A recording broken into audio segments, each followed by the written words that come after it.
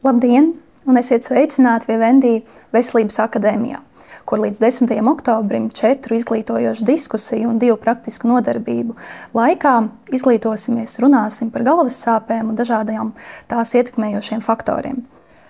Tā kā septembris ir starptautiskais sāpju mēnesis, tad pirmā saruna pirms nedēļas bija veltīta migrēnai un tās medikamentozai ārstēšanai, un šo sarunu arī jau šobrīd var noklausīties Vivendi kanālos.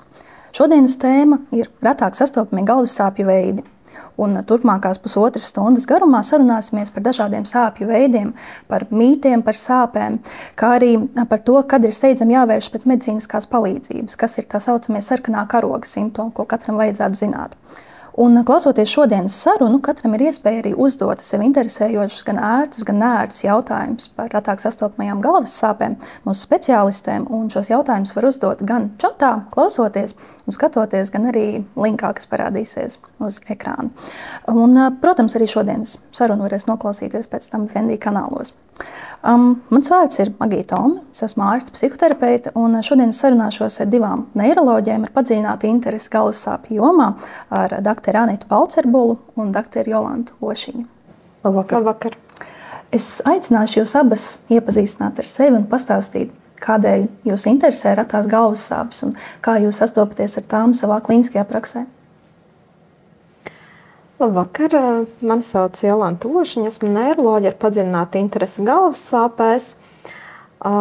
Šī interese man radās jau rezidentūras laikā, kad es 2016. gadā apmeklēju Igaunijā galvas sāpju skolu. Un tajā brīdī arī bija tā sajūta, galvas sāpes. Tas taču ir tik bieža sūdzība gan ģimenes ārsta praksē, gan neiroloģa praksē. Un kuram gan galva nesāp, bet tajā brīdī es sapratu, cik ļoti nenovērtēts ir galvas sāpes un cik ļoti svarīgi tām pievērst uzmanību un adekvāti uzstādīt diagnozi, ārstēšanu.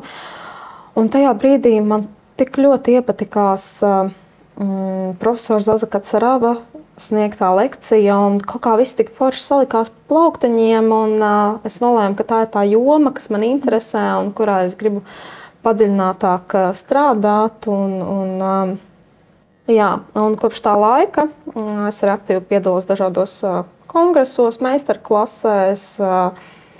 Un runājot par retāk zināmām galvas sāpēm, ja mēs daudz runājam par migrēnu arī pagājušajā diskusijā, tad šīs ir tā galvas sāpju grupa, kas ir diezgan maz pieminēta gan pašu neirologu vidū, arī ģimenes ārstu praksē, bet tomēr šīs diagnozes ir, viņas ir arī sastopamas, un tas mērķis būtu parādīt, pastāstīt īsumā arī pacientus, izglītot, lai viņas nepaliktu nepamanītas. Anita, kā ar tevi? Sveicināti! Es esmu Anita Balcerbula, arī neiroloģe ar padziļinātu interesi galvas sāpēs. Attiecībā par galvas sāpēm, līdzīgi kā kolēģi jau teica, man interesē tieši tāpēc, ka es novēroju savos pacientos, ka tās ir nenovērtētas galvas sāpes, jo parasti tā nebija pirmā sūdzība, ar ko pie manis nāca, bet sarunas gaitā izrādās, ka ļoti daudziem pacientiem ir galvas sāpes, gan šīs populārās migrēnas. Varbūt nav pareizi teikt populāras, bet viens no zināmākajām jebkurā gadījumā. Attiecībā par retajām galvas sāpēm interesi ir arī tāpēc, ka tas ir izaicinājums. Kad atnāk pacients, kuram ir simptomi, kas nav kā citiem, vienmēr ir tomēr izaicinājums atrast, kas tad viņam kaiš, kā palīdzēt, kā risināt, un kas ir pats galvenais, izslēgt arī citus iemeslus. Jā, tad tik tiešām ne visas galvas sāpes ir vienādas, un mēs zinām, ka migrēnu pasaulē saskaras aptuveni 14 līdz 15% cilvēku, taču retāk sastopamās galvas sāpes dažu no tiem veidiem izrādās sastāv tikai līdz 0,5% no visām galvas sāpēm. Bet mēs šodien sāksim tātad ar primārajām galvas sāpēm, un es aicināšu varbūt Anita tevi atgādināt, kas tās ir un kādēļ tās atšķiras no sekundārajām. Primārās galvas sāpes, tās ir galvas sāpes, kurām nav citu iemeslu. Attiecīgi, ja vieglāk ir sākt varbūt no otras puses. Ja mēs sekundārās galvas sāpēs zinām kaut kādu, ir saslimšana, ir kāds cits iemesls, tātad sekundārs iemesls, kas var būt paaugstināts asinsspiediens, tā var būt infekcija, tā var būt trauma, kas tālāk dēļ šī iemesla izraisa galvas sāpes. Nozīmē arī terapijā. Mēs tiekam galā ar šo primāro iemeslu, un šīs sekundārais, kas ir šajā gadījumā izpausme jau galvas sāpes, tiek izārstēts.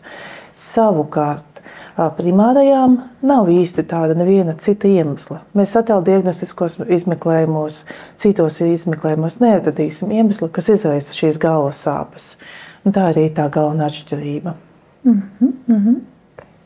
Un, Jolanta, vai tu varētu lūdzu pastāstīt mūsu klausītājiem un skatītājiem, vai varētu būt kāds tāds tipisks rato galvas sāpju pacienta portrets?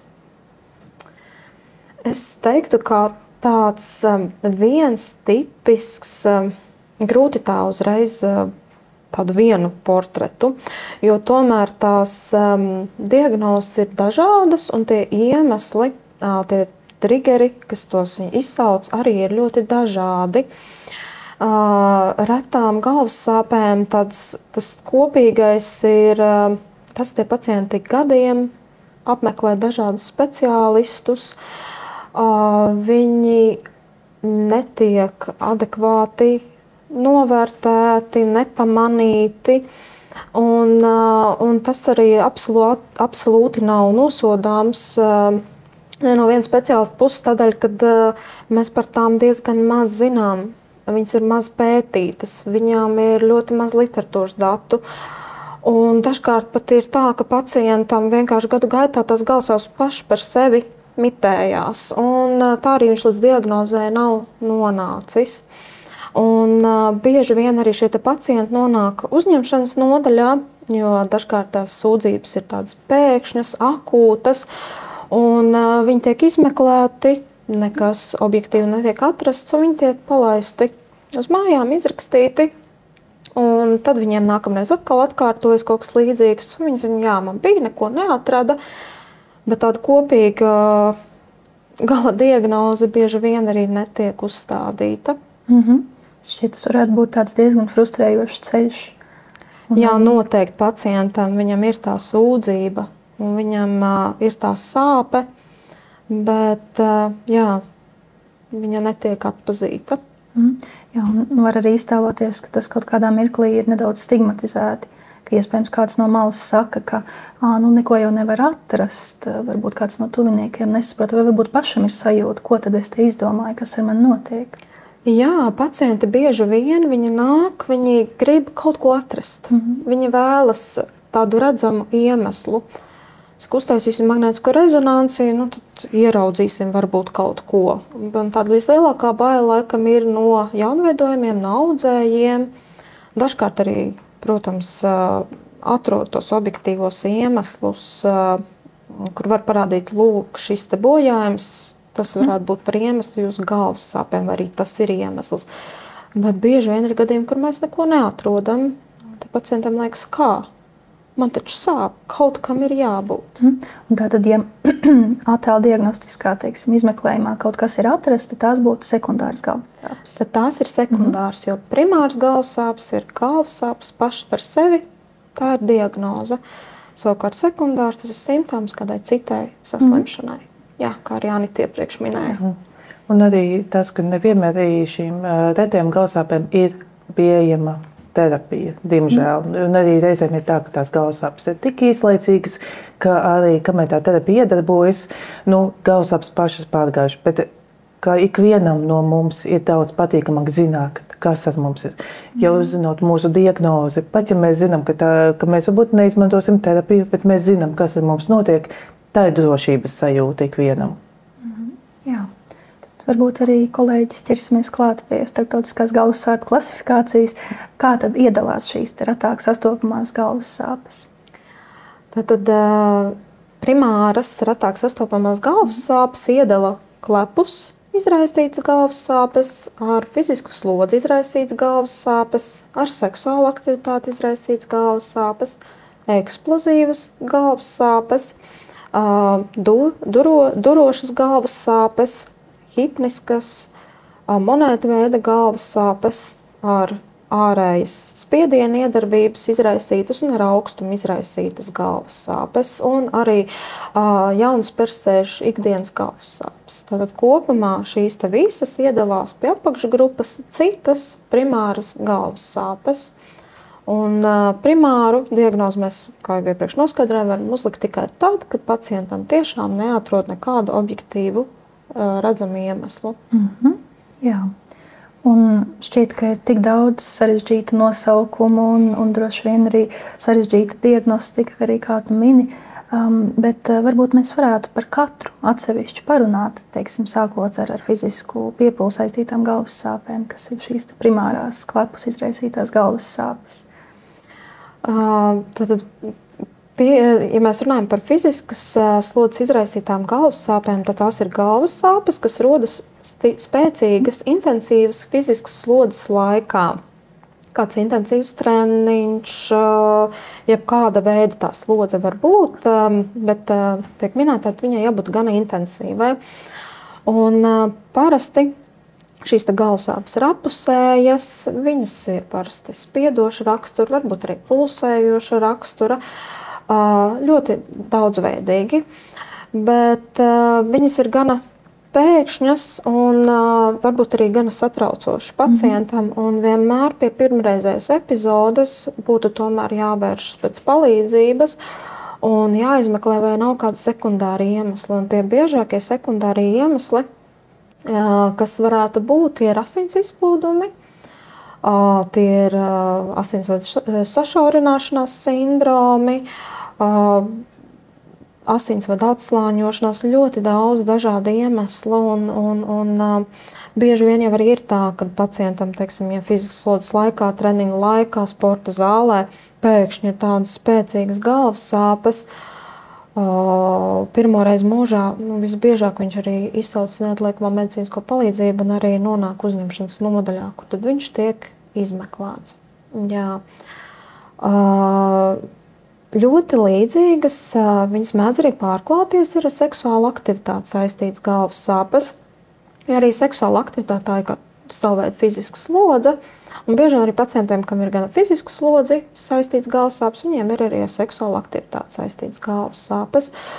Un šīs galvas sāpes rodas seksuālas aktivitātes laikā, viņas pieaug palielināt šim seksuālām uzbudinājumam, un tas maksimums parasti pirms vai orgasma laikā. Jā, arī šādos gadījumos pacienti, ja tas notiek pirmo reizi, viņas ir gan intensīvas, arī bieži nonāk uzņemšanas nodaļā. Savukārt šajā gadījumā stigmatizācija, pacienti bieži vien kautrējās stāstīt, kā tas notic, jo vienmēr mums kā speciālists interesē, ko jūs darījāt tajā brīdī, kad jums sākās galvas sāpes. Vai kas notika dienas iepriekš, vai varbūt pat nedēļas, vai pat mēnešu, vai kaut kas ir dzīvē mainījies. Pacienti dažkārt kautrējās stāstīt, ka tas ir noticis, un tas traucē arī bišķiņ tajā diagnostikā. Visbiežāk šīs abas galvas sāpes ir, vai literatūra apraksta vairāk vīriešiem, ap 40 gadu vecumu. Jā, sekundāri iemesli noteikti ir pie pirmreizās epizodes jāizslēdz. Jā, tātad, ka šīs galvas sāpes varētu parādīties nevis būt visu dzīvi, teiksim, katru reizi pēc fiziskām aktivitātēm, bet tas parādās kaut kādā konkrētā vecumā negaidīti. Jā, jo dzīves laikā tomēr arī uzkrājās tās pieredzes, vai tā ir kaut kāda mikrotraumatizācija, vai kaut kādas pārcies traumas, vai kaut kāda slimība kronifikācija. Tas, kas ir pētījumos atrasts ar fiziskas slodzes saistītām galvas sāpēm, vienā pētījumā pierādījās tas, ka šiem te pacientiem ir kakla vēnu nepietiekamība, vārstuļu nepietiekamība. Tādējādi asins plūsma no galvas nenovirzās, rodas sastrēgums, respektīvi pilnasinība, kas rada paaugstinātu spiedienu galvā, un tas izraisa šīs galvas sāpes. Jā, bet tādu vienotu mehānismu un pierādījumu līdz galam praktiski visām šīs grupu galvas sāpēm nav. Tie ir atsevišķi pētījumi. Jā. Un mēs varam visvairāk būt droši, ka tās tiešām ir primāras, arī tad, ja pirmajā reizē šīs galvas sāpes ir izslēgtas, un tad arī atkārtoja, kad viņas jau sāk atkārtoties un jau ir zināmas, tad mēs varam mierīgi uztvert, ka jā, mēs šo galvas sāpes zinu.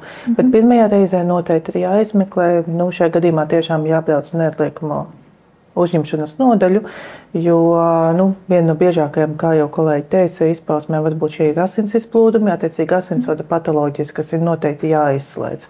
Un tiešām ir arī bijuši situācijas arī manā praksē, ka šajā seksuālās aktivitātes laikā esošās galvasāpes izrādās ir subarachnoidāls asins izplūdums. Tāpēc to noteikti nevajadzētu palaist garām. Ja tas ir pirmreizēji, ja tas jau ir gadiem un jau pazīstami, ka jātuvojas orgasms vai orgasma laikā ir galvas sāpes, un tas jau ir izmeklēts, tad jau mēs varam daudz maz mierīgāk uz to skatīties.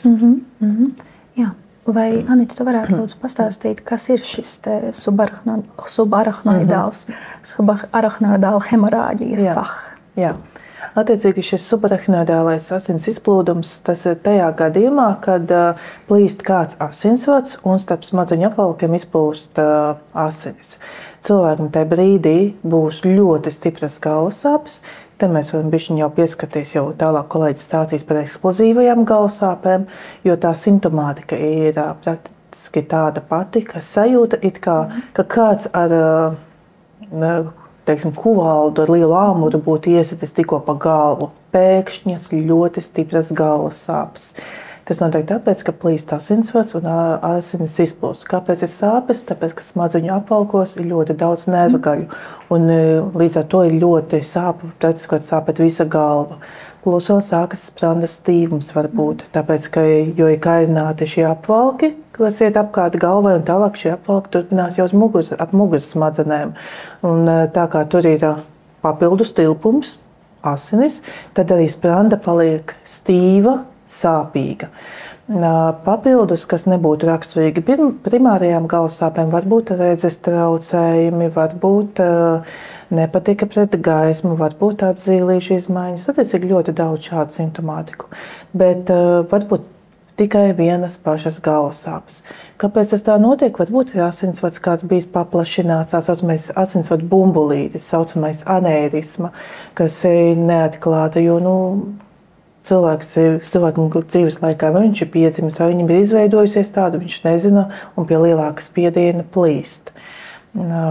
Kādi citi, arī trauma var būt kā iemesls, bet tas jau būs arī sekundārs. Bet tas arī tas, kas ir noteikti jāizslēdz. Kolēģi varētu pastāstīt par tām eksplozīvajām galvas sāpēm. Jā, eksplozīvas galvas sāpes, ja mēs runājam par primārām, neko mēs neatrodam, bet tas ir pēkšņas tādas ļoti spēcīgas galvas sāpes, intensīvas. Viņas parasti to savu maksimumu sasniedz 1 minūtes laikā un ilgst vairāk kā 5 minūtes, pēc tam vēl turpinās. Un tas tiešām ir tāds sitiens pa galvu, tā kā belziens. Un šeit noteikti vienmēr ir jāizslēdz citi sekundārie iemesli. Tie paši, ko mēs iepriekš minējām, visi asins izplūdumi, sāsiņojumi, asinsvadu atslāņošanās, ir tāds reversibles cerebrālas vazokonstrikcijas sindroms, kas ir ar asinsvadu sašaurināšanās, un viņš arī klīniski norit ar pēkšņām ļoti spēcīgām galvas sāpēm. Jo ir arī, diskusijas, jo ir atsevišķi speciālisti, kas pat īsti neatzīst šīs eksplozīvās galvas sāpes kā primāras galvas sāpes. Jo tomēr meklē, vai tur nav kaut kāds cits iemesls apakšā. Jo no visām pārējām galvas sāpēm šīs ir ļoti, ļoti retas, kā bez citiem iemesliem. Jā, es varu tikai papildināt, ka literatūra aprakstīt vien daži gadījumi par to, ka tās tiešām ir primāras un arī tādu patoģenētisko skaidrojumu, kādēļ tādas notikušas nav, un arī īsti vienot terapijas principu šajā gadījumā, diemžēl nav, jo to gadījumu, ka tiešām tas ir tikai primārs, neko neatrodam, ir ļoti maz. Jā, un pie eksplozīvām galvas sāpēm mēs arī pavisam drīz atgriezīsimies saistībā ar sekundārajām galvas sāpēm. Bet es aicinātu mazliet pārunāt, kāda tad ir ārstēšanas taktika, ja tās ir primāras galvas sāpes, kas ir saistīts ar fizisku slodzi, tātad vai tas ir ar klepu saistīts, vai ar treniņu, vai ar seksuālām aktivitātēm. Ko var darīt? Būtībā visai šai grupai viņām ir tādas gan kopīgas, gan atšķirīgas iezīmes, bet tāds viens no pamatmedikamentiem, kas ir gandrīz visai šai grupai, ir indometacīns. Tas ir nesturīts pretiekaisuma līdzeklis, un šajā gadījumā viņš samazina cerebrospinālā šķidruma plūsmu, viņš samazina intrakraniālo spiedienu. Un šajā gadījumā viņu var lietot preventīvi, respektīvi, vai pirms fiziskas slodzes, vai pirms seksuālas aktivitātes. Ja pacients zina, ka viņam ir šādas galvas sāpes, apmēram pusstundu pirms tam viņš var šo medikamentu lietot. Savukārt profilaktiski jālieto tikai tad, ja šīs galvas sāpes ir atkārtotas un biežas, jo dažkārt tās var būt vienkārši atsevišķa epizode mūžā. Vienreiz mūžā var būt tāda epizode fiziskas slodzes laikā vai seksuālas aktivitātes laikā. Bet, ja tās galvasāpes atkārtojas ļoti bieži, profilaktiski arī tiek nozīmēts vai šis pats indometacīns vai beta-adrenoblokatori, kas ir antihipertenzīva terapija, kas samazina spiedienu un arī sirdsdarbības frekvenci.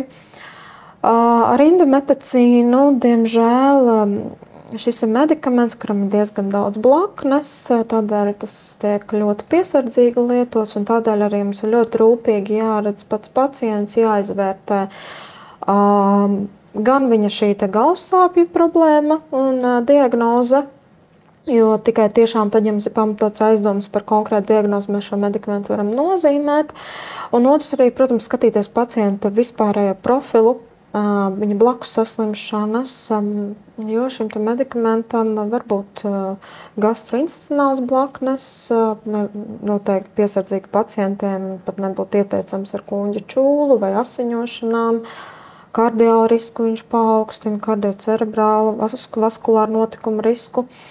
Līdz ar to, jā, šai visai grupai praktiski šis medikaments bieži vien tiek minēts kā viens no pirmajiem izvēles. Un kā ir ar tevis minētajiem beta-adrenoblokatoriem, vai tos lieto īslaicīgi vai ilgstoši? Tie tiek nozīmēti profilaktiskā terapijā, tas nozīmē vairāku mēnešu kursu, vismaz 3 mēneši.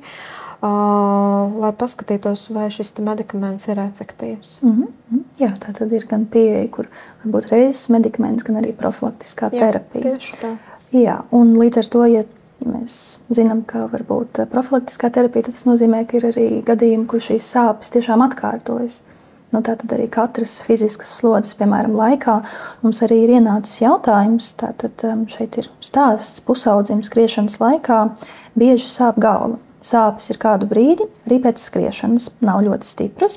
Saka, ka tā esot bieži skrienot jau sen. Ikdienā ar sportu šobrīd nenodarbojas. Agrāk peldēšanas laikā galva nesāpēja. Un jautājums ir, vai šīs varētu būt fiziskas slodzes izraisītas galvas sāpes. Katrā ziņā noteikti šim jaunietim būtu jāapmeklē neirologs, un viņam būtu nepieciešama rūpīga anamnēzes ievākšana. Tas, ko arī iepriekšējā diskusijā kolēģis minēja par galvasāpju dienas grāmatu, jo noteikti jāizslēdz visi sekundāri citi iemesli, kas tās galvasāpes varētu izraisīt. Jā, noteikti to ir grūti viennozīmīgi pateikt, neredzot pacientu un neveicot papildus izmeklējumus. Jā.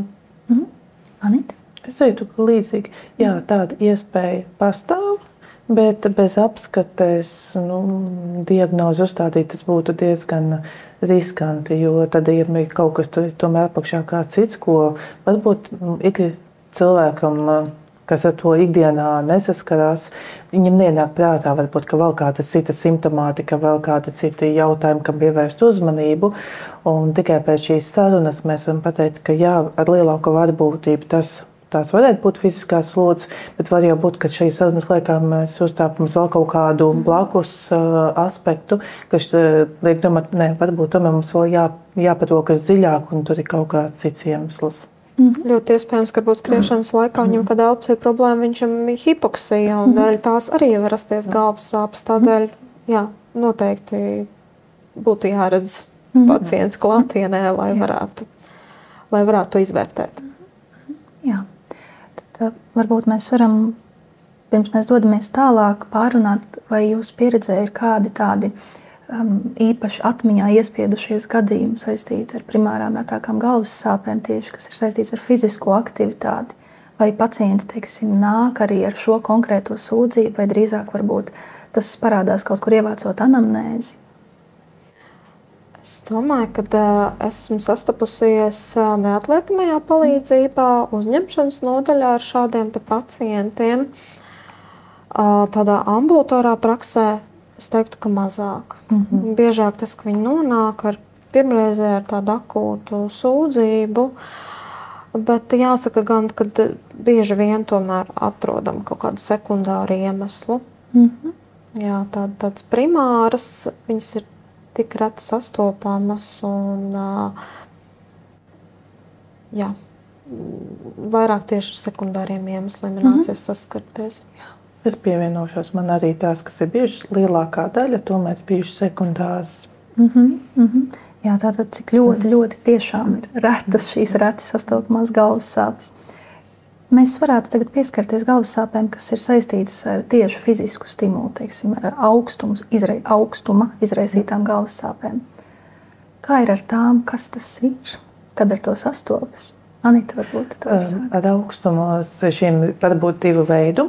Vai tās, kas ir no augstuma, kad mums ir ārējā darbība, un otras galvas sāpes, kas ar augstumu ir saistīts tās, kad mēs kaut ko apēdam augstu, saucamais, kas sasalc smadzenes. Tās varbūt varētu teikt, ka ir salīdzinoši biežākas, bet tām visbiežāk arī satraukuma nav. Ja mēs runājam par to, kad apēd šo saldējumu vai ir šie ledus kokteļi, arī tāds precīzs mehānisms nav zināms, bet ir tomēr uzskats, ka tādējādi tiek kaitināti šie asinsvadi, kas ir augstslēju augšējā daļā, mutes augšējā daļā.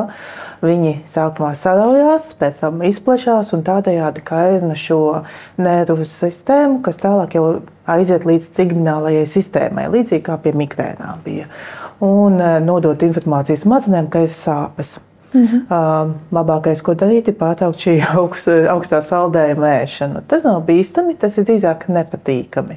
Attiecībā jau uz šo seju, ka ir ārā augstā laikā iziet īpaši ziemā un tad no tā augstuma sāk sāpēt, tā mehānika ir līdzīga. Arī, ka aiziet, tiek aidināts šis trigminālais no sejas, tā sakot, šiem receptoriem arī aiziet tas impulss līdz trigminālajai nervu sistēmai, un tad tālāk jau tiek aidināti šie jau līdz smadzeņu, tā sakot, aiziet informācija, un tādējādi tā sāpīte ir. Jā, tas var tikai papildināt to, ka tās galvassāpes, kurš ir aiz augstumu apēdot, tas saucamais brain freeze, viņš ir diezgan bieži novērots bērniem. Literatūrā raksta pat 50 līdz 70% kaut reizi mūžā. Un visbiežāk tas ir ātri ēdot, un bērni tā parasti arī ātri to saldējumu ēd, un tie asinsvadi ļoti ātri strauji reaģē, un līdz ar to jā, kaut reizi mūžā ir piedzīvojuši diezgan daudz šīs galvas sāpes. Un savukārt par to ārējo stimulu aplikāciju, tā var būt niršana augstā ūdenī, tas var būt arī kriosaunas, ziema ļoti augsti ir tie cilvēki, kur vienmēr grib satīties šallē, viņi saka, man sapūtīs, vai man ļoti, ļoti nepatīk tas augstums, viņam vajag kaut ko virsū sev, lai viņš spētu sev pasargāt. Jā. Uzreiz arī jautājums par sejas sāpēm. Ko īsti nozīmē sapūsta seja? Tas ir tāds ļoti plašs termins, un kurš ko ar to saprot. Un, tas var būt šīs vienkārši augstuma ārējas iedarbības izraisītas galvas sāpes. Dažkārt arī tas var būt trīzarnerva kairinājums. Ļoti dažādi, tur arī sīkāk tad ir jāsaprot anamnēze, kāda ir tas sāpju aina, vai tas ir tiešām sāpes sejā, vai tas ir galvas sāpes, to izdiferencēt. Un, jā. Ja mēs runājam par primārām galvas sāpēm, kas ir saistīts ar augstumu izraisītu, mēs runājam par to, ka šis augstums ietekmē mūsu seju, attiecīgi to, kas ir saskaras ar šo ārējo vidi, un tas izraisa sāpes. Ja mēs runājam jau par sejas sāpēm, tad jā, kā jau Jolanta teica, tās var būt šīs trīzaru nerva sāpes, bet nevajag aizmirst, ka pie sejas sāpēm ir arī tās atipiskās sejas sāpes, kas var būt arī saistītas ar žokli, ar zobiem saistītas, arī tepat laikā arī acu patoloģijas, arī blakus dobumu. Līdz ar to, ja mēs runājam par to sejas sāpi, tas var būt ļoti plašs, bieži sekundārs iemesls. Jo arī trīzaru nerva, tās sāpes tās jau būs sekundārs, jo tur ir pie vainas jau šis nervs, izārstēm nervu nav vairs sāpju. Un, protams, blakus saslimšanas ļoti daudzas. Šķiet, kā mēs rotējam starp primārajām un sekundārajām galvas sāpēm, cik ļoti tas pārklājas. Uzreiz arī pajautāšu jums abām, kāpēc sanāk tā, ka šī robeža ir tik plāna? Tāpēc, ka izpausmes jau ir vienas. Mums jau ir teica, ka tie receptori jau ir vieni. Vienkārši jautājums, kas mums to sāpi izraisa. Vai tas ir kaut kas tiešām sāpe tāpēc, ka sāp tieši receptori, vai arī tomēr ir kaut kas, kas tos receptors mums vēl no malas pakairina. Līdz ar to tā simptomātika jau līdzīga seja, jo mums tikai viena ir. Un nav jau daudz variantu, kam sāpēt. Galvenais ir saprast, kāpēc. Kā ir ar šīm augstuma izraisītajām galvas sāpēm? Vai, ja cilvēks tās piedzīvo un var identificēt, teiksim, ēda saldējumu un ir sajūta, ka ir kā sasalsts smadzenes, vai tas būtu jāizmeklē, vai, ja tā notiek, to varētu arī tā palaist?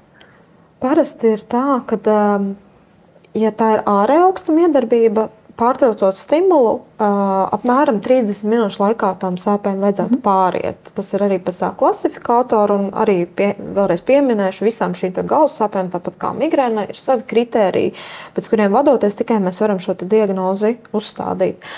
Savukārt tām augstuma izraisītām galvas sāpēm, kas rodas norijot šo augsto objektu, parasti 10 minūšu laikā viņām vajadzētu pāriet, pārtraucot stimulu.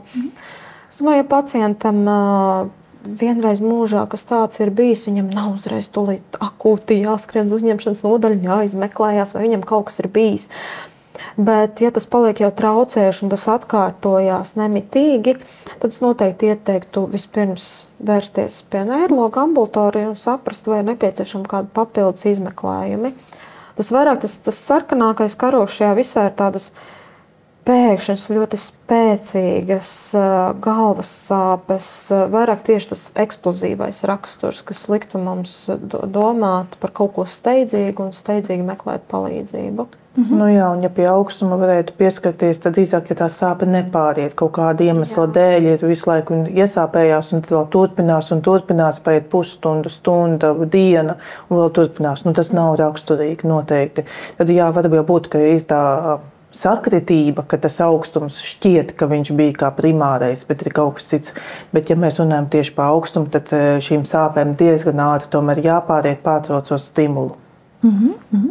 Un kā ir ar sāpēm, ko izraisa asi ēdieni? Piemēram, kādreiz cilvēks stāsta, ka ēdot wasabi ir sajūta, ka notirpst smadzenes, līdzīgi kā tas ir ar augstumu izraisītām galvas sāpēm. Vai tā varētu būt, ka tas notiek kaut kas līdzīgs? Es pieļauju, ka varētu būt arī līdzīgi ar šīm asinsvadu šīs reakcijām un uz tā fona arī varētu būt, ka ir šīs sāpes. Līdzīgi kā, piemēram, histamīns izraisītos sāpes un arī medikamentus, tas ir tieši tas pats variants. Nitroglicerīns izraisa galvas sāpes, kas jau arī ir sekundārs, jo saistīts ar šiem asinsvadu paplašināšanām. Šajā gadījumā es teiktu, tas ir līdzīgi. Jā, es piekritīšu, tā ir tāpat stimulācija, tikai ar citu stimulācijas veidu, tāpat kā augstums stimulē šos nervgaļus, tāpat arī tie asi ēdieni. Un kā ir ar ārēju spiedienu izraisītām galvas sāpēm? Kas tās tādas ir un kādi cilvēki ar tām saskarās? Ārēju spiedienu izraisītas galvas sāpes rodas parasti tādi biežākie piemēri ir nesējot ķiveri ciešu, nesējot peldbrilles, kaut kādu ciešu saiti ap galvu, kas atrodas. Un parasti arī viņas parādās apmēram 1 stundas laikā šo ārēju spiediena rezultātā. Un parasti pazūd 1 stundas laikā pēc tam, ka šis stimuls tiek pārtraukts. Arī tas būtībā tas veids, kā viņus pārtraukt, ir vienkārši pārtraukt šo stimulu. Bet mēs saprotam, ka cilvēks, ja viņš nodarbojas ar peldēšanu, viņš nevar pēkšņi treniņu laikā saprast, ka viņam ir jānoņem šīs peldbrilles vai, teiksim, aizsarg ķivera darbā, būvlaukumā. Un bija ļoti interesants viens gadījums literatūrā aprakstīts par būvstrādnieku, kurš viņš jau bija vairākus gadus strādājis, un viņam pakāpeniski attīstījās galvas sāpes, un viņš pamanīja to saistību uzliekot šo aizsargu ķiveri, ka viņam stundas laikā parādās šīs galvas sāpes. Viņas pakāpeniski viņam palika arvien intensīvāks, spēcīgāks, viņš nonāca pie ārsta, pie neirologa, viņš tika izmeklēts. Viņam netika atrast nekāda sekundāra iemesla, un tad viņam tika arī uzstādīta šī diagnoze. Jā, par to terapiju ļoti, ļoti dažādi individuāli viņi ir jāpiemeklē, un ir literatūra aprakstīti vairāki varianti, ko var izmantot, bet viņas arī ir gan reti sastopamas. Līdz ar to tādu vienotu vadlīniju par šo te nav. Vēl viens ļoti interesants ir tā saucamās trakcijas galvas sāpes. Viņas tautā arī mēdz saukt par ponytail headache. Tātad zirgastes galvas sāpes, kas bieži rodas sievietēm, gan arī vīriešiem, kas nesā šīs augstās zirgastes, šīs frizūras, kur ir cieši savilkti mati. Un visbiežāk viņas arī vienkārši pāriet, atbrīvojot šo skāpu, šo saspringumu. Un ieteikums ir vienkārši nesāt brīvākas frizūras un neveidot matu šādā veidā, ja viņas rodas. Ko darīt dejotājiem, piemēram? Tad ir iespēja arī pirms šī preventīvi lietot kādu no medikamentiem. Un literatūrā arī ir tas pats aprakstīts gan indomedicīnas, gan arī nesteroīdu pretiekaisuma līdzekļi. Tā kā varianti ir, un ja pacientam tiešām šāda problēma ir, tad individuāli tiek piemeklēts skatoties, kā jau iepriekš minēju, uz viņu blakus saslimšanām, uz viņas saslimšanu profilu, vispār veselības stāvokli piemeklēt kādu medikamentu un meklēt risinājumus noteikti. Jā. Mums ir vēl palikušas dažas primārās retās galvas sāpes. Kas ir primārās durošās galvas sāpes? Anita, tu varētu lūdzu pastāstīt? Tas durošās ir tā, ka cilvēkiem sajūta, ka viņam ik pa laikam tas sekundes, tās nav ilgstošas, un kaut kur galvā bez konkrētas lokalizācijas ir tāds kā mazs iedūriens. Būtiski tā kā ādatiņu kāds iedod dažādās lokalizācijas. Viņas var atkārtoties dienas laikā vairākas reizes, bet var arī, kā viņas sākās, tā viņas var arī pāriet un pēc tam neatkārtoties. Parasti tam īpaši nevajag speciāli izmeklēties, ja tas ir vienreiz bijis, vienreiz iedūrās, pārgāja, nekas vairs sāpes neturpinās, to var arī atlikt. Bet viņas salīdzinoši biežas, sastopamas, tāda speciāla terapija īsti nav. Ja ir traucējoši, tad mēs varam domāt par kādu profilaktisku, bet pamatā viņas nav traucējušas, viņas ir vairāk tādas īslaicīgas. Jā, es varu piebilst to, ka bieži vien šis galvasāpju veids kombinējas arī ar migrēnu, jo nav izslēgts, daudz galvasāpju veidu savā starpā var arī kombinēties, un tieši durošās viņas mēdz būt kombinācijā arī ar migrēnu. Teiksim, ir šī migrēnas laikme, šīs vienpusējas pulsējušas galvas sāpes, un brīžiem var būt arī tādi dūrieni. Viņi parasti mēdz migrēt un mainīt to lokalizāciju. Satraucošākais moments šajā visā, kam būtu jāpievērš uzmanība, ja šie dūrieni visu laiku ir vienā lokalizācijā, tikai vienā un nemainīgā. Tas tiek minēts, kā tāds simptoms, kas prasītu papildus ievērību un izmeklēšanu. Tad nākamais, kas ir monētveida galvas sāpes?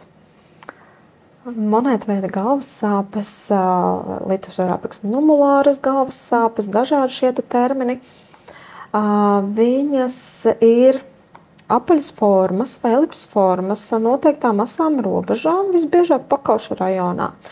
Un pēc kritērijiem apmēram centimetrs līdz 6 centimetri diametrā.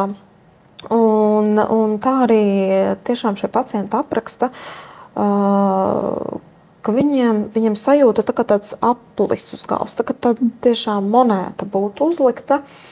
Mēdz būt arī multifokāls, respektīvi vairākās vietās varētu būt arī, bet katrai šai lokalizācijai jāatbilst tiem kritērijiem. Viņām jābūt tās norobežotām, apaļas formas un šim te izmēram atbilstošam. Jā, apmēram biežāk sievietes ap 40 gadu vecumu, un viņas šīs sāpes ir diezgan bieži, vidē apmēram 20 dienas mēnesī. Viņas tiek aprakstītas, un kā tāda efektīvākā terapija tiek minētas botulīna injekcijas arī un nesterīdu pretiekaisuma līdzekļi. Gabapentīns arī tā kā vairāk uz tiem aprakstītiem gadījumiem literatūrā balstoties, kas ir bijis efektīvāks, tad šie te tiek arī piedāvāti. Jolanta, tu pieminēji ļoti interesantu terapiju, ko pielieto tad arī migrēnas ārstēšanai, kas ir botulīna injekcijas. Vai tu varētu lūdzu pastāstīt, kādas atšķiras no tām injekcijām, ko veic skaistumkopšanā un estētiskajā medicīnā? Estētiskajā medicīnā un arī migrēnai, arī šajā gadījumā viņas injicē, manuprāt, tas tika arī pieminēts iepriekšējā reizē, un sakārtoši viņas ir virspusējākas. Viņas ir tieši tā kā koncentrētas uz nervgaļiem. Ja, un viņas tiek ievadītas pēc noteikta protokola, noteiktās devās un noteiktās vietās. Man nav ko piebilst. Tā arī tā galvenā atšķirība bija. Tas mērķis tomēr nevis skaistumam, bet ārstniecībai līdz ar to. Jā. Un mums ir vēl palikušas divas ratās primārās galvas sāpes. Vienas ir hipniskās, jeb miega, jeb reizēm saucams par modinātāju pulksteņu galvas sāpēm un jaunas persistējošas ikdienas galvas sāpes. Kādas tās ir, Anita? Šīs hipniskās, kā jau hipniskas, tas tātad miegu saistītas galvas sāpes, viņas vienmēr sākas tieši naktīs. Un kāpēc modinātāji, jo tām ir raksturīgi, ka viņas ne tikai sākas naktī, viņas arī pamodina cilvēku no miega. Parasti sākas tomēr pēc 50 gadu vecuma. Jauniem cilvēkiem var būt, bet tas ir krietni vien retāk. Un iespējamie skaidrojumi, diemžēl, nav precīzi zināmi. Viens no tādām tīri teorētiski varētu būt saistīts ar to, ka izmainās šis melatonīna līmenis, attiecīgi, kas ir hormons, kas atbild par mūsu miegu, un gadiem ejot tā produkcija samazinās, bet teikt, ka tas noteikti ir šis galvenais iemesls, to nevar. Un tas arī ir iemesls, kāpēc arī šī terapija, to, ko terapijā iesaka, ir, lai cik tas paradoksāli neizklausītos, ir kofeīns. Otrais ir šis melatonīns, arī ar mērķi atjaunot tā daudzumu. Un tas arī varētu būt iemesls, kāpēc jau cilvēkiem ar vecumā sāk parādīties biežāk šīs hipniskās galvas sāpes, bet tā arī tikai teorija, tas nav tāds 100% pamatojums. Un arī citi preparāti, piemēram, litijs, gabapentīns, ko var izmantot, bet tur katram no šiem medikamentiem ir īpaši litijam ir ļoti daudz blakus parādību, tāpēc tas individuāli jāpielāgo. Viņas īpaši par sevi arī var pāriet, viņas, ka sākās tā arī beidzās arī bez terapijas, bet arī otrais, kam jāpievērš uzmanība, tas ir nemedikamentozā terapija, šis miega režīms ir ļoti svarīgs, jo no vieniem pašiem medikamentiem arī neizdosies visdrīzāk tikt galā. Un kā ar šīm persistējošajām jaunajām ikdienas galvas sāpēm? Jā, šīm galvas sāpēm parasti pacients var pateikt konkrētu dienu, kurā viņam sākās galvas sāpes.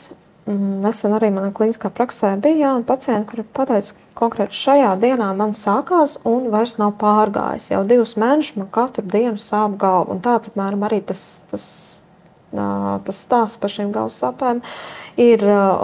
Viņām iezīmes var būt gan kā saspringuma, gan kā migrēnas tipa galvas sāpēm. Arī nevar izslēgt, ka viņas var būt pacientiem ar saspringumu un migrēnu, bet tā atšķirība ir tāda, ka parasti saspringuma galvas sāpes vai migrēna viņi kronificējas pakāpeniski. Pieaug to galvas sāpju dienu skaits, pieaug galvas sāpju intensitātes, viņas paliek biežākas, smagākas. un tad viņas nonāk līdz tai jau hroniskai diagnozei. Bet šīs galvas sāpes parasti pacienti, kuriem iepriekš galva nav sāpēs, un vienkārši vienā dienā sāk sāpēt galva. Un noteikti arī ir jāizmeklē sekundāri iemesli noteikti, vai tur varbūt ir venozu sinusu tromboze, aizprostojušies venozai sinus traucēt attece, kas arī varētu bieži būt. Un arī visi kaut kādā asins izplūdumi arī varētu būt šajā gadījumā jāizslēdz. Šajā gadījumā iedala tādas galvas sāpes, kuras pašas pāriet parasti dažu mēnešu laikā bez īpaši iejaukšanās, un ir tāda forma, kas ieilgst ļoti ilgi un ir rezistenta, respektīvi viņi nereaģē uz nekādu agresīvu arī ārstēšanu. Izšķir viņai tādas šīs divas variantus, kā viņi varētu noritēt. Un terapija arī ļoti individuāli piemeklējama, vairāki varianti. Un dažkārt pat ir tā, ka šo medikamentu nozīmēt mums jāgaida kaut kāds ilgāks laiks. Un arī man šai pacientei viņa tieši noreaģēja nevis uz tabletēm, bet uz intravenozu sistēmu, pretsāpju medikamentiem sistēmām, kas viņai iedeva tādu atspērienu. Bez tam arī profilaktiska terapija nozīmēt, mēs ļoti labi tikām šī galvas sāpēm galā. Bet noteikti pacientam tas ir atkal satraucošs moments, ka viņam pēkšņi vienā dienā viņš ir bijis relatīvi vesels, nekas nav sāpējis, un viņam vienkārši sāk sāpēt galva. Un principā tas arī var teikt, ka ja mēs tālāk jau ejam pie sekundāriem, kā sarkanais karogs, ja galvas sāpes sākas un viņas turpinās un nekas nepalīdz, tas jau ir pirmais sarkanais karogs, ka jāsāk izmeklēt šīs galvas sāpes. Jo, tur, kā jau kolēģi minēja, tur apakšā slēpjas ļoti daudz citas nopietnas vainas. Tikai tad, kad mēs esam izslēguši visu, tad mēs varam runāt, ka šīs ir šīs jaunās persistējošās galvas sāpes. Jā, tātad, lai mēs pasargātu sevi un tuviniekus, ir noderīgi zināt šos sarkanā karoga simptomus, un tie noteikti var palīdzēt atpazīt dzīvībai bīstamas situācijas. Kādi ir šie sarkanie karogi? Viens ir tas, kā jau tikko minējām, tātad šīs sāpes pēkšņi, viņas nepāriet, ieilgst. Tad nākamais, kam noteikti jāpievērš uzmanība, ir šīs eksplozīvas galvas sāpes, pēkšņas, stipras, kādas nekad dzīvē nav bijušas. Tie, kuriem jau ir zināmas galvas sāpes, ja tās pēkšņi maina savu raksturu, jo galvas sāpju pacients pārsvarā savas galvas sāpes zina. Viņš zina, kā viņa sākas, viņa sāk beigties, bet ja visu mūžu ir sāpējusi galvas labā puse, migrēnas pacientam ir bijuši visi simptomi, tā kā klasiski nekad nav bijusi aura, šie priekšstresneši ar mirgošanu acu priekšā un tam līdzīgi, un pēkšņi viņam sāk sāpēt otra galvas puse, parādās šī redzes kāda simptomātika, tad noteikti tās ir jauna veida galvas sāpes. Ja parādās kāda jauna neiroloģiska simptomātika. Cilvēkam sākas galvas sāpes un nekustīga viena roka, kāja, viena puse attiecīgi, sejas asimetrija, redzes traucējumi, iztrūkst redzes lauks. Tad arī noteikti vajadzētu meklēt palīdzības. Mēs nerunājam arī par šiem cilvēkiem, kuriem ir migrēnas ar aurām, kuri jau zina, ka viņiem aura izpaužas ar šo neiroloģisko simptomātiku. Mēs runājam par to, ka tas ir kaut kas jauns. Nākamais, kam noteikti vajadzētu pievērst uzmanību, ja iet kopā ar izteiktu drudzi. Tur ir bišķiņa nianses, arī pašam pacientam ir sevi jāpavēro. Tas, ka mums pie gripas, pie saslimšanām sāp galva, tas ir relatīvi normāli. Ja tā var izteikties, tā ir organisma reakcija. Tajā pat laikā, ja mums šīs galvas sāpes nereaģē uz pretsāpju līdzekļiem, ja tās ieilgst, ja parādās vēl kaut kāda nepatika pret gaismu, parādās stīvums kakla rajonā, sprandas rajonā, tad arī noteikti vajadzētu vērsties pēc palīdzības. Tā ka tas ir attiecīgi jau vēl papildus kāda simptomātika nāk klāt. Ja šīs galvas sāpes sākas pēkšņi, arī nekad dzīvē nav bijuši pēc 50 gadu vecuma, vai arī jaunākiem par 10 gadiem. Tātad arī noteikti jāmeklē kāds cits iemesls, vai tur nav cita lietas. Ja tas ir īpaši stāvokļi dzīvē, piemēram, grūtniecība, tad arī, un līdz šim galva nav sāpējusi, arī jāpārbauda, jo grūtniecēm ir ļoti daudz citu blakus saslimšanu, kas var dot šīs galvas sāpes. Gan paaugstināts spiediens, kas ir preeklampsijas un eklampsijas jau riski, gan šīs tromboža riski, jo grūtniecība pat par sevi ir liels risks faktors trombozēm.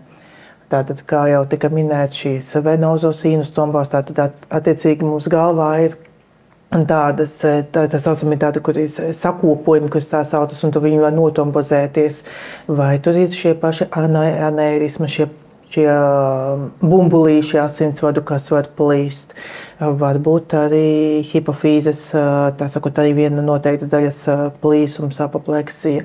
Attiecīgi ļoti asinsvadu pēkšņas sašaurināšanās, kas ir šīs, arī var dot galvas sāpes. Attiecīgi, tāpēc grūtnieces ir sevišķi jāuzmanās viņām ar šīm galvas sāpēm, ja tās jau nav zināmas, protams. Varbūt bija vēl kaut kas, ko es piemirsu. Par imundeficītu, onkoloģiskiem pacientiem. Manuprāt, pārējo visu Anita minēja. Nu jā, jo tiem, kuriem ir HIV un jau pēdējais tālāk jau AIDS, tiem, un arī citiem imundeficītiem, protams, viņiem ir lielāka iespēja, ka kāds citas saslimšanas būs. HIVam ir īpaši tas, ka viņiem ir vēl raksturīgi dažādas infekcijas slimības, kas izpaužās galvā, un arī, attiecīgi, pats HIVs var izraisīt šos dažādas saslimšanas. Un onkoloģijai mēs baidamies par metastāzēm. Jā, tas, ko es vēl nepieminēju no neiroloģiskiem simptomiem, miegainība. Arī, ja pacients paliek ļoti miegains, ļoti kavēts, viņam nevis vienkārši sāp galva, bet viņš sāk gulēt, arī tad ir jāpievērš uzmanība. Un galvas traumas, ja pacientam ir bijuši tagad populāri elektroskrūteri, braucis ar skūteri, nokritis, sasitis galvu un labi sāp piera, bišķiņ pasāpēja, sasatuma vieta. Ok, bet ja viņa vēl papildus jau tā sāpes ilgst, un ja nedodies, ir bijusi vēl kāda papildus cita simptomātika, piemēram, viņš ir zaudējis īslaicīgu samaņu, vai viņš neatceras par to kritienu, viņš atnāk mājās, jā, kaut kas tur bija, bet es īsti nezinu, kas tur bija, tad noteikti arī vajadzētu griezties uz neatliekamās palīdzības. Izslēgt vai nav tomēr kaut kas nopietnāks, kā asins izplūdums galvas smadzenēs, piemēram. Jā, tā kā mēs jau pieskārāmies tēmai par galvas traumām, tad es aicināšu jūs pastāstīt, Jolanta, varbūt tu varētu, kā atšķiras smadzeņu sasitums no satricinājuma? Es domāju, ka šeit varētu minēt to, ka vairāk diferencē galvas sasitumu no smadzeņu satricinājuma, jo biežāk mums gribas saprast, vai tas ir vienkārši kaut kas ārējs, kas ir noticis galvai, vai tā galva tikai sasista, vai tas jau ir kas nopietnāks. Un mums galvā ir smadzenes, un viņi iekļauj kauli, un tur ir neliela telpa starpā. Un pie smadzeņu satricinājuma šīs smadzenes, ja tas ir tāds spēcīgi traumiņas, tā kā nedaudz izkustās un atcitās par šo pakustās tajā brīvajā telpā un izkustās arī baltā un pelēkā viela, kas mums ir smadzenēs, jā, ir nervu šūnas un ir izaugumi, un viņas bišķiņi kustās nedaudz atšķirīgi un varbūt kaut kādi īslaicīgi pārāvumi un bojājums. Un, ja pie galvas traumas tas būs tikai ārēji, sasita galva, kaut kāds nobrāzums, asins izplūdums, tad pie smadzeņu satricinājuma tāds brīdinošais simptoms ir tas, ka pacients ir zaudējis samaņu, ko arī Anita minēja pie sarkaniem kariem, viņš ir zaudējis samaņu, viņam ir kaut kādi apziņas traucējumi, viņš neatcerās notikušo, viņam ir kaut kāds apjukums vai atmiņas traucējumi, tad viņš noteikti ir jāizmeklē papildus, jāveic ir radioloģiski izmeklējumi, respektīvi jāapskatās, kas tad tajās smadzenēs, ko mēs tur redzam, jo varbūt arī asins izplūdumi. Un visbiežāk šos pacientus kādu laiku novēro, ja nekas netiek atrasts, viņi tiek palaist mājās, bet tas nenozīmē, ka viņi ir tagad brīvā režīmā, viņiem tomēr ir miera režīms, viņi ir jānovēro, jo arī diennakts laikā var pievienoties miegainība, vemšana, atkal kāda apziņas traucējuma, un tad noteikti ir atkal jāatgriežās atpakaļ uzņemšanas nodaļā. jo dažkārt arī pirmajā reizē pie akūtām situācijām mēs varam kaut ko neieraudzīt, var arī neredzēt. Tādēļ uzmanība būtu jābūt arī tajās tuvākajās stundās, dienās, tomēr piesardzībai būtu jābūt. Jā, jo smadzeņu satricinājuma galvenā atšķirība no asins izplūduma ir tieši tāda, ka smadzeņu satricinājumā mēs radioloģiskās diagnozēs parasti akūti datortomogrāfijas laikā neko neatrodam. Un ir jābūt šim vai nu samaņas zudumam, vai atmiņas traucējumam, attiecīgi amnēzijai ir jābūt. Un tīrai datortomogrāfijai. Bet kāpēc, ne jau tāpēc neierauga, ka radiologs būtu pavērš, bet tāpēc, ka ļoti akūti reizēm tas asins izplūdums tik maz, ko viņi vienkārši fiziski nevar arī ieraudzīt. Un laika gaitā var šis asins izplūdums palielināties. Un, protams, ka tad arī to varēs redzēt arī izmeklējumā. Jāņem vērā, ka šajā gadījumā gribētu uzsvērt, varbūt ir īpaša pacientu grupa, kas lieto antikoagulants, attiecīgi speciālus medikaments, kas ir domāti asins šķīdināšanai, un tie, kas ir niknāti par aspirīnu, ko tomēr daudzi lieto. Jo šajā gadījumā tas risks uz asins izplūdumu galvā ir daudz lielāks. Bet kāpēc arī šī novērošana, jo tomēr pie smadzeņu satricinājuma, ņemot vērā, ka šis smadzeņu bojājums, kaut arī vizuāli nav redzams, bet viņš tomēr ir bijis, ir svarīgs šis miega režīms, jo tas pazīmes tāpat būs slikta dūša, vemšana, un tas var ieilgt, ja, kā tautā saka, neizguļ viņu, jo tad šīs problēmas būs ilgākas, un arī galvas sāpes var arī būt pēc tam ilgākas.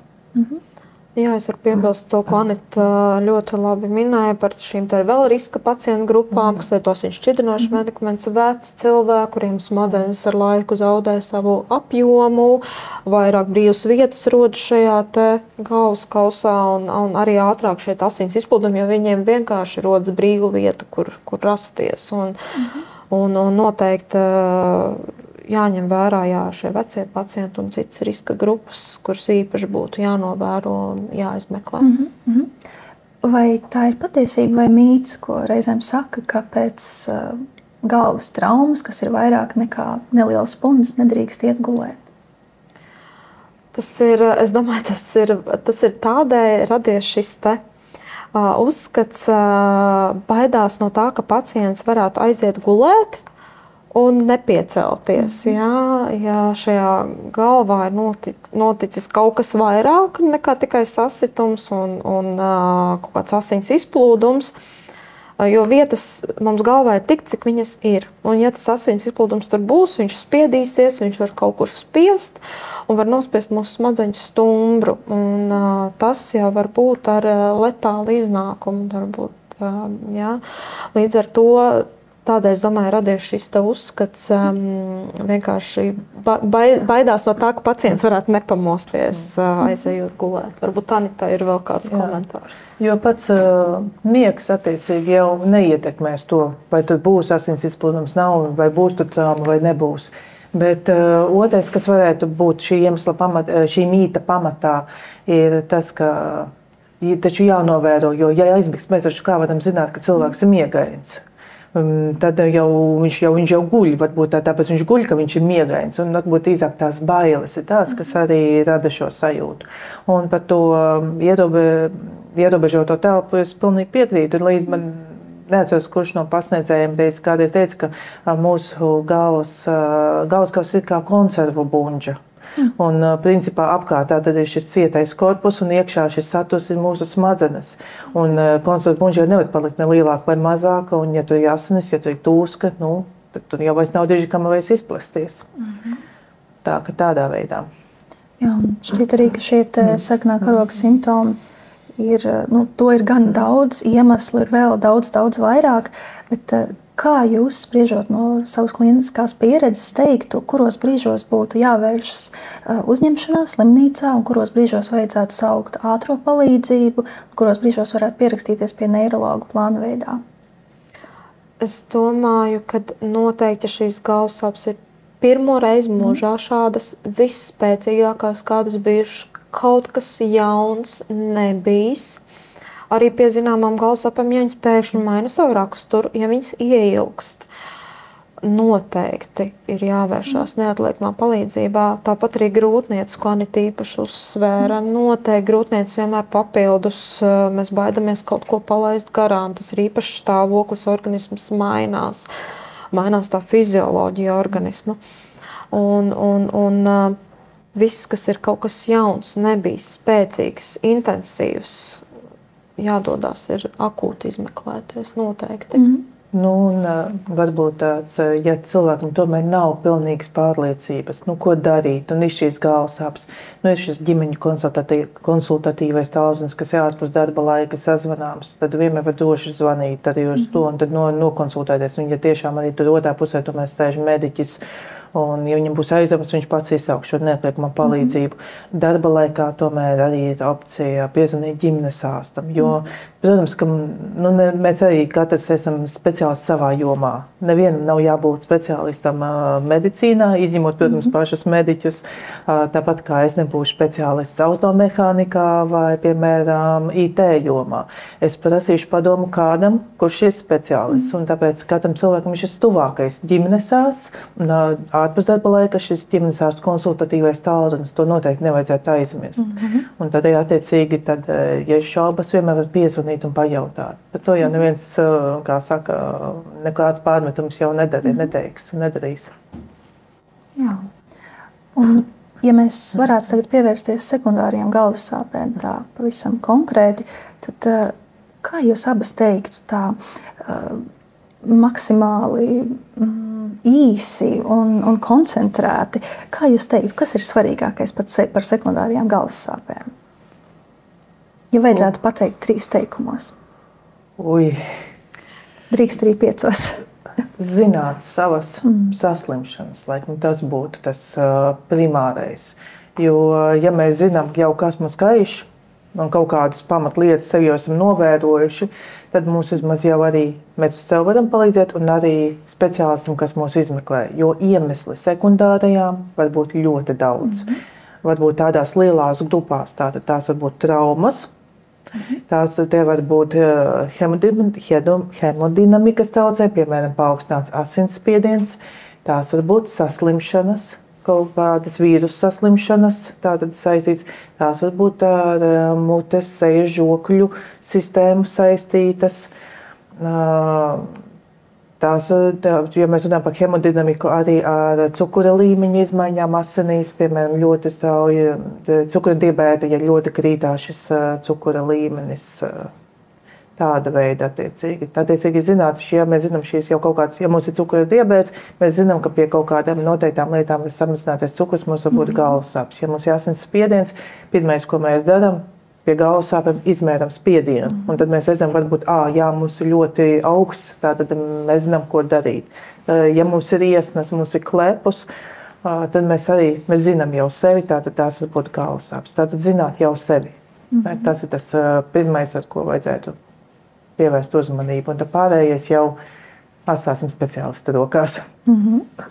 Jā, šeit varu pieminēt to, ka sekundāri iemesli galvas sāpēm ir tiešām ļoti, ļoti daudz, un interneta resursos atrodam daudz dažādas interesantas ilustrācijas par to milzu grāmata, kas tiek minēts kā sekundāri galvas sāpju iemesli, un tiešām tā arī varētu teikt. Jebkas, un, teiksim, runājot par uzņemšanas nodaļu, tādi biežākie iemesli būtu jāmin infekcijas saslimšanas, tas, kur tiek pieaicināts neiroloģis jautājumu, vai tur ir meningīts vai nav. Un otrs biežākais, manuprāt, ir asins izplūdumi, arī pie hipertenzīvām krīzēm, pie paaugstinātas spiediena krīzēm, kad ir virs 200 spiediens, arī bieži tiek pieaicināts neiroloģis. Šeit nedrīkst aizmirst to, ka varbūt tikai paaugstināts spiediens var izraisīt galvasāpes, bet dažkārt šiem pacientiem arī pie augsta spiediena var plīst asinsvadi. Līdz ar to arī tas var kombinēties, un tie iemesli var būt ne tikai viens sekundārs, bet dažkārt mēs pat varam minēt vairākus iemeslus, tos sekundāros, kas varētu izraisīt viņa galvasāpes, jo ja viņam ir paaugstināts spiediens, plus viņam ir asins izplūdums, varbūt vēl kaut kāds papildus iemesls, glikozes izmaiņas. Mēs varam rakstīt pat visus šo iemeslu kā iespējamos viņa sekundārām galvas sāpēm.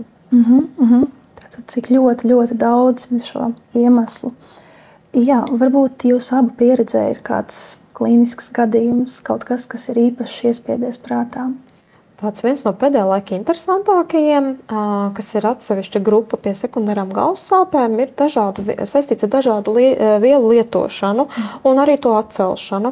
Šeit pat arī minējums ir medikamentu atkarīgās galvas sāpes, kas rodas kas iepriekš arī tika pieminēts diskusijā iepriekšējā reizē. Bet viena interesanta grupa šeit ir, kas ir saistīts ar kofeīna atcelšanu, jo es domāju, ka mēs esam sabiedrība, kas diezgan daudz patērē kofeīnus savā ikdienā un teiksim, tajos kritērijos, ja es tagad nemaldos, ja ikdienā tiek lietoti vairāk kā 200 mg kofeīna un vismaz 2 nedēļas, un viņi tiek pārtraukti, un tad diennakts laikā attīstās galvas sāpes, ja tiek strauji atcelt šis kofeīns.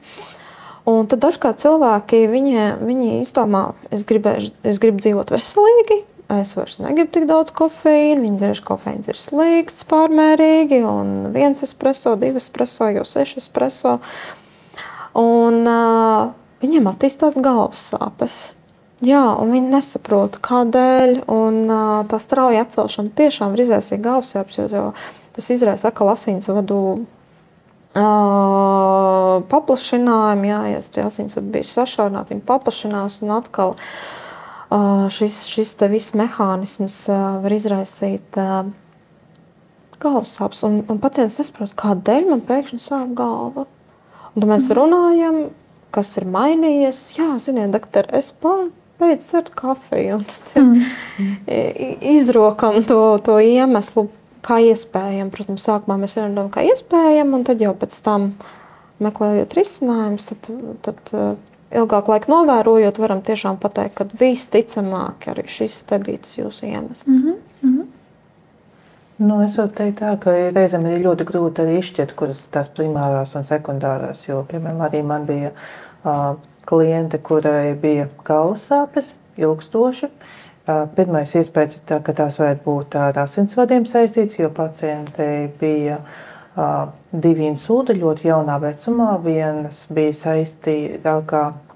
saistīja ar varicela zoster vīrusu, attiecīgi Veibaku vīrusu izraisīts, jo bērniem tas ir viens no iemesliem, kas var izraisīt insultus, ir tieši Veibaku vīrus. Viņai bija bērnībā šis insults.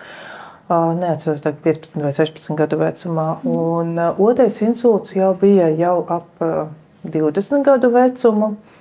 Un tur vēl radioloģiski arī atrada vēl asinsvadu patoloģiju. Kāpēc saku, reizēm grūti saprast primāri vai sekundāri? Šobrīd tās galvasāpes saistās ar kā sekundārs, jo viņai sākās pēc insulta, viņas pastiprinās un dinamikā mazinās.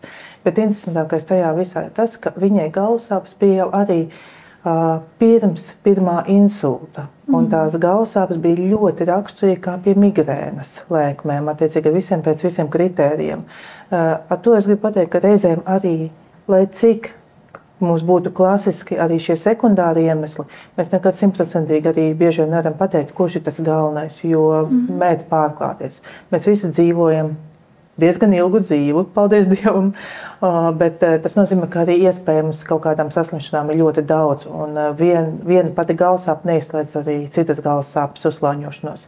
Ne primāri izslēdz otru primāru, tātad migrēna neizslēdz, ka var būt šīs saspringuma tipa galvasāpes, un ļoti daudz šīs retās galvasāpes iet kopā ar migrēnām. Tas arī ir ļoti ievērots, ka tās pašas hipniskās galvasāpes bieži vien kombinējas ar šīs miega galvasāpes, kombinējas ar migrēnu galvasāpēm.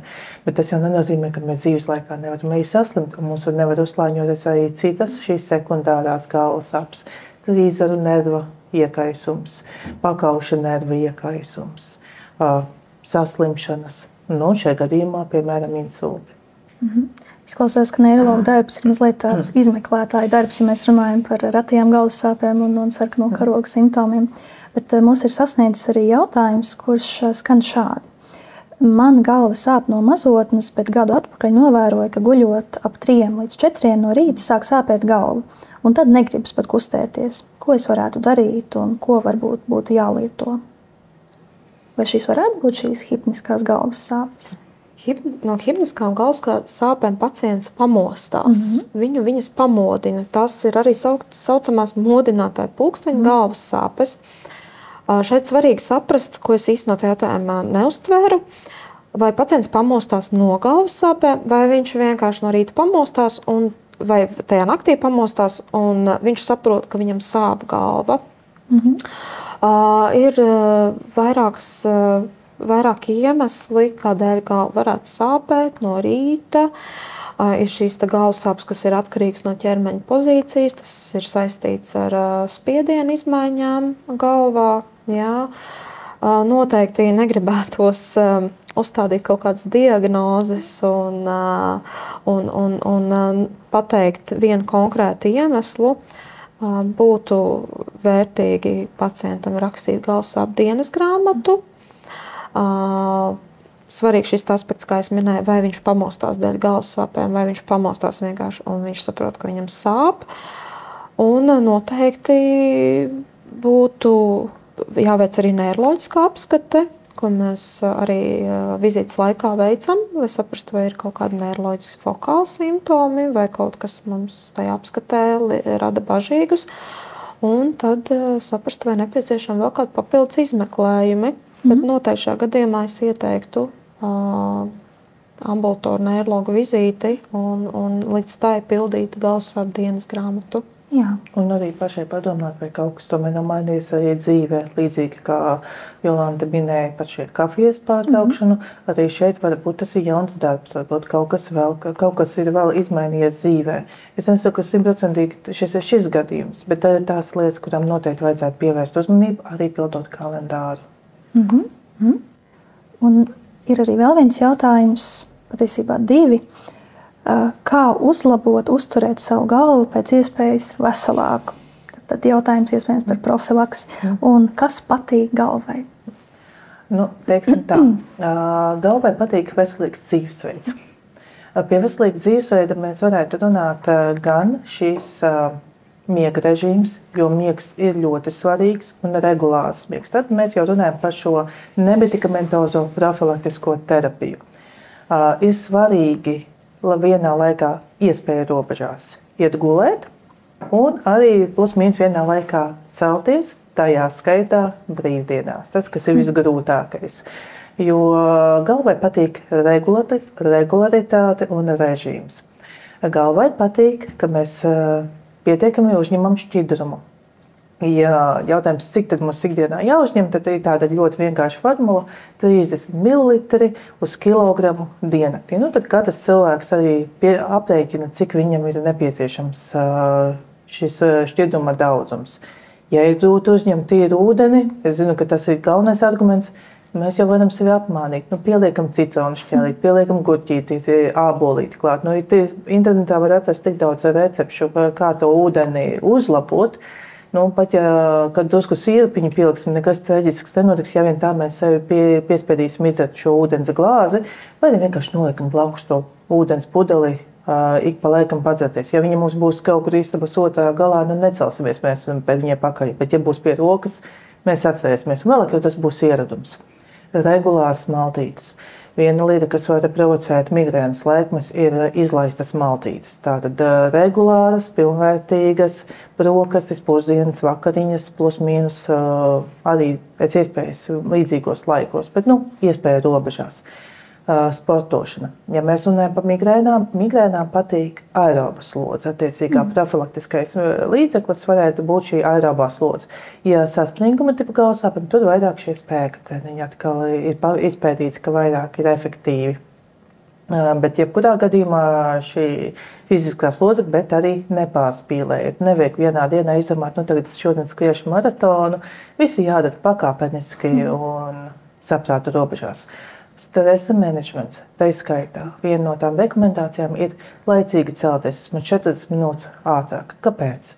Ja mēs pēdējā minūtē piedlecam no gultas, 100%. Ja nevar būt, bet 99%.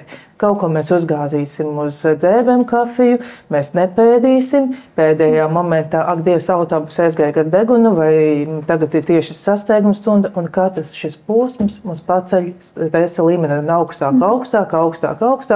Un tad jau mēs brīnamies, ak, Dievs, atkal dienas beigas, mums atkal sāp galva. Tas arī ir tas iemesls, kāpēc, piemēram, varbūt visu nedēļu mēs noturamies kaut kā, un tad mēs brīvdienās beidzot ir atslodze, mēs beidzot tā teikt palaižam sev vaļā, un viss stress mums jau izpaužās jau kā galvas sāpes. Gan tas, ka mēs noguļam ilgāk, gan arī mums tas ir tā saucamais atslābums. Var izmantot šīs visas apzinātības prakses, biofeedback metodes, meditācijas, kā tautā bieži vien tiek teikts. Tas arī ļoti palīdz mums menedžēt šo stresu, un tas arī palīdz galvai. Un tas arī mūsu galvai patīk, lai nesāpētu. Tā kā kopumā es teiktu, šie visi ieteikumi ir tie, kas ir vispārējai dzīvesveida uzlabošanai, vispārējai dzīves kvalitātei. Protams, ja mēs zinām kaut kādus provocējošos faktors, mēs zinām, piemēram, ir kaut kāda ēdiena, kas noteikti, cilvēki zina, ka viņš noteikti kaut ko apēdīs, viņam sāksies galvas sāpe. Kādam tie ir saldumi, kādam tas ir vīns. No tā labāk izvairīties tādā gadījumā. Tas ir tas galvenais, kam pievērst uzmanību. Kā tik vienkārši un tik sarežģīti. Jā, tieši tā. Es domāju, ka mērenība un regularitāte tās ir tās divas atslēgas. Un gribu piebilst, ka mūsu migrēnas pacienti ir ļoti disciplinēti pacienti. Vismaz tas, ko es esmu norējis, jo viņi zina, ja viņi neizgulēsies, ja viņi nepēdīs, ja viņi iedzers vīna glāzi vai vēlāk aizies gulēt, viņiem sāpēs galva. Viņi to nevēlās, viņi ļoti sevi tā kā ļoti labi tur grožos un mērenība un regularitāte. Viena kolēģi galvasāpju speciālisti man ļoti patīk, ka viņi salīdzināja migrēnu. Viņa teica, ka migrēna ir kā ļoti slikta draudzene, kas neļauj iet uz ballītēm, kas neļauj iedzert vairāk alkohola, kas liek pareizi ēst, kas liek, kā kolēģi teica, turēt sevi grožos. Attiecīgi tā ir slikta draudzene, jo daudz ko neļauj, bet toties draudzene, jo tomēr rūpēs par mūsu veselību. Brīnišķīgs salīdzinājums. Jau tuvojoties diskusijas izskaņai, es palūkšu jūs pakomentēt par galvassāpju dienas grāmatu. Tātad atgādinājums par to, kā to pildīt un arī kā sagatavoties pirmajai neirologu vizītei. Jā, galvassāpju dienas grāmata ir tāds ļoti fantastisks rīks, kas ir ļoti palīdzošs mums neirologiem. Es domāju, ka arī ģimenes ārstiem un citiem ārstiem, kas sastopas ar galvassāpēm, bet pamatā jau neirologiem. Šis rīks ir pildāms gan papīra formātā, gan iespējams arī ir aplikācijas, elektroniski pildāms, vai pacients vienkārši, tiklīdz viņš atcerās, viņš telefonā savās piezīmītēs ierakstīt. Respektīvi, tā doma ir pacientam ir kalendārs, kur viņš atzīmē dienas, kurās viņam sāp galva. Un arī, ja tā ir migrēna, ne tikai migrēnas dienas, kad ir šīs spēcīgās galvasāpes, bet visas dienas, kurās sāp galva. Viņš atzīmē, cik viņam stipri sāp, tātad cik intensīvi viņš novērtē pēc ballu sistēmas no 0 līdz 10. Tātad pieņemot, ka 0 vispār nesāp, 1 ir pašas mazākās sāpes, 10 ir maksimālās, kāds var iedomāties. Viņš atzīmē, kur viņam sāp. Vienā pusē, abās pusēs, pakausas pieredeniņi, vai viņas ir kāds pēc sava rakstura, vai viņas pulsē, vai dur, vai spiež, kādi ir pavadoši simptomi, vēmšana, nepatīk gaisma, nepatīk skaņa, nepatīk kaut kādas smakas. Kas, viņaprāt, ir izraisījis šīs te galvas sāpes, vai viņš ir pamanījis kaut kādas cēloņa sakarības. Kādus medikamentus viņš lietoja šīs laikmas laikā, vai viņi ir palīdzējuši vai nav, cik tad ilgi šīs galvassāpes ir ilgušas, varbūt vēl kādu izlaidu, bet, var sakot, tur viss ir sarakstīti šie te faktori, kas pacientam būtu jāatzīmē par savu to galvassāpju dienu. Un tad, kad pacients pie mums atnāk ar šo te galvassāpju kalendāru, mums tā ir ļoti vērtīga informācija. Tādēļ, kad atnākot pie ārsta, pacients jautājot viņam, cik jums bieži pēdējā mēneša laikā sāpēs galva? Visticamāk, viņš kļūdīsies. Dažkārt minimāli, dažkārt viņi kļūdās ļoti ievērojami. Viņš pat nav piefiksējis, ka varbūt viņam pusmēnesi jau sāp galva.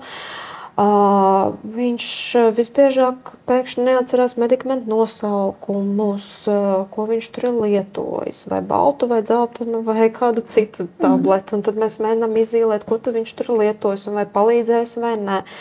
Arī ar galvasāpju kalendāru biežāk var izsakot tās cēloņu sakarības, kas varbūt izraisīs ir galvas sāpes. Un viņš pilda, viņš saprot tiešām, jā, pirms menstruācijām man sākās, vai tur bija prezentācija darbā, un nākamā dienā man sāpēja galva. Jā, tas ir fantastisks rīks, kas ir atrodams internetā, ierakstāt galvasāpju kalendārs noteikti, pildat vai papīra formātā vai elektroniski, kā ir ērtāk. Vēl, ja par sagatavošanos, tad noteikti vajadzētu ņemt arī visus izrakstus, visus izmeklējumus, kas ir jau veikti, jo bieži vien varbūt arī pat papildus izmeklējumi nav nepieciešami, jo viss jau ir izdarīts.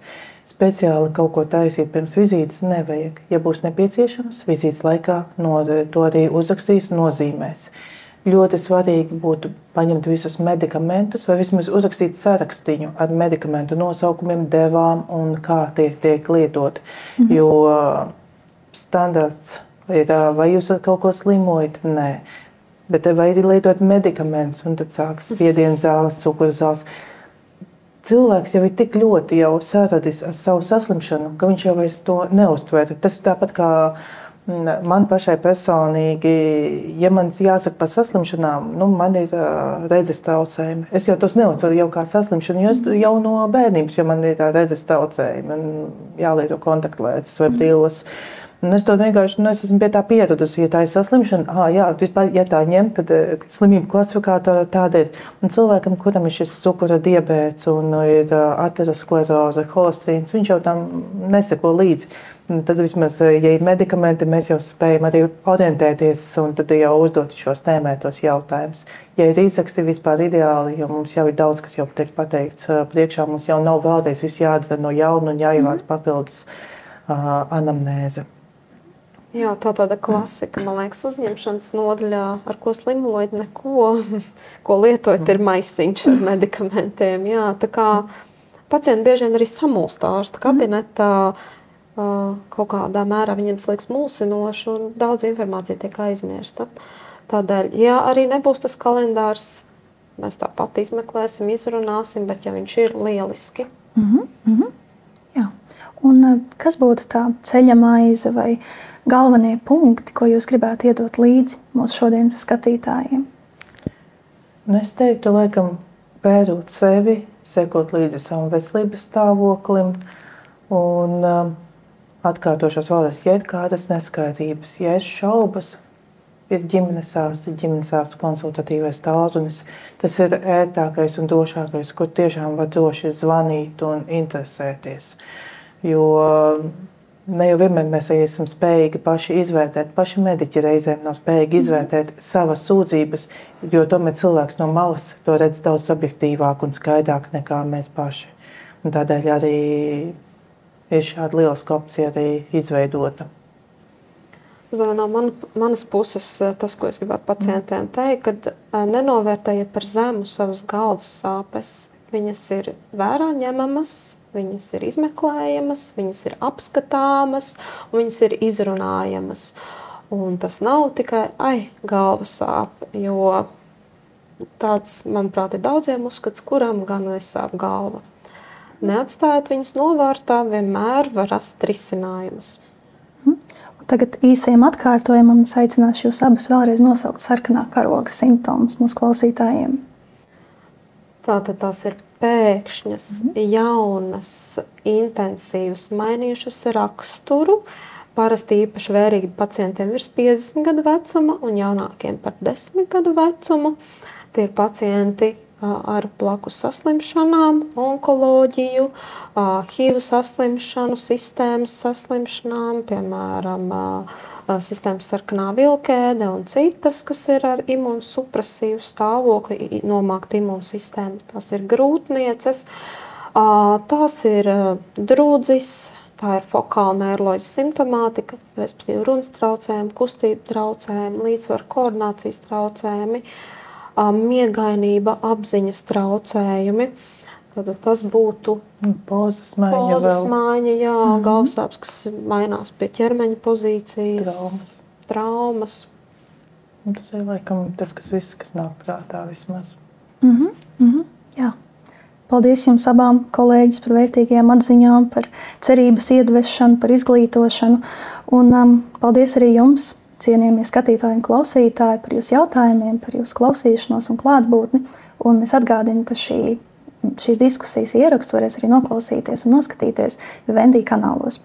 Un nākamreiz mēs tiksimies jau nākamajā otrdienā, 1. oktobrī, šajā pašā laikā ar sarunu par psihosociālo faktoru nozīmi galvassāpju izcelsmē, kur diskutēsim ar neiroloģiem dr. Ievu Balodu un dr. Dainu Jēgeri. Paldies jums vēlreiz, paldies, mierīgs vakars, uz tikšanos!